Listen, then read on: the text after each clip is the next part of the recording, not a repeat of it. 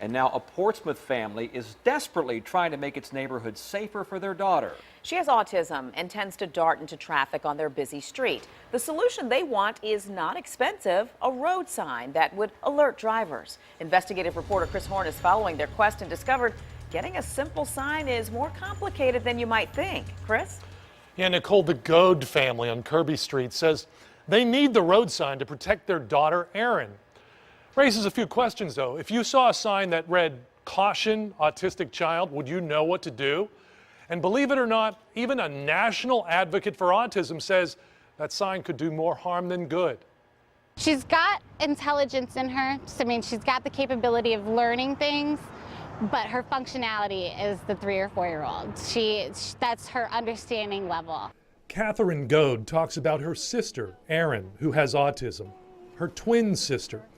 Erin is 31 and has not just severe autism, but other developmental disabilities.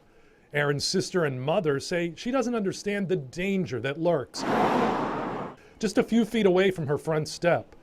With a nearby detour in place, more cars and even HRT buses are using Kirby Street. It does get scary, because you don't know if she's going to dart. Erin has the strength and agility to climb this fence, making the Goad situation an even bigger nightmare. I'm so scared that she's going to follow me to my car one day and I'm not even going to see the car that hits her. I mean, it's just crazy. There's that one day a car's not going to mean it, but Erin's going to dart because she's angry, and there she goes. Pam Clendenin of Families of Autistic Children in Tidewater says families such as the Goads face enormous challenges. It's like having a giant toddler, basically. And there's a lot of, inherent dangers with having a child that functions at that ability level. It's constant alertness, and it's stressful, and God bless them. The Goad family wants a sign somewhere in the neighborhood to alert drivers that Erin lives there. Here's the message they want to get across. Slow down, autistic child here. In other words, one similar to this. When it comes to signage, Portsmouth uses the Manual for Uniform Traffic Control Devices. I called around, and so do other cities in Hampton Roads. That manual does not mention signs for deaf, blind, or autistic children. So the Goads may have to pay for the sign for Erin themselves, and they are available on the internet. Mrs. Goad is willing to do that, but then location is an issue. Portsmouth traffic engineers are studying the neighborhood. The Goads may end up having to place the sign in their own yard rather than next to the road. Not acceptable. The ridiculous thing is, if I put it on private property, like I told the other lady, the birds and the squirrels are going to see it, and I'm sure they'll slow down, but the cars won't. But even national advocates for families with autism question the effectiveness of a sign, regardless of where it's placed.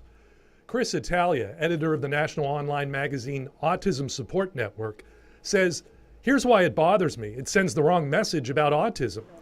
Italia says people with autism are not necessarily helpless, although Erin has severe limitations. I asked local autism advocate Pam Clendenin about that. I think there's a possibility that it could be stigmatizing. I don't know why it couldn't be adult with disability. Maybe it would be a better word choice. Even that would let Erin's sister and mother breathe a little more easily. Kathy Goad says we have signs for ducks. Why not vulnerable humans? Unless and until they get Erin a sign, they will have to remain as vocal as they are vigilant. They'll come down the street and I'll yell, "Slow down!"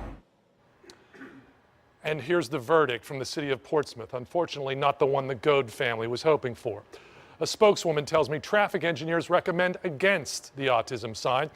Erin lives less than a block from Victory Elementary, and Kirby Street does already have a school crossing sign and the word school painted in large letters on the road surface. The engineers say that adding an autism sign to those existing signs could be confusing to motorists.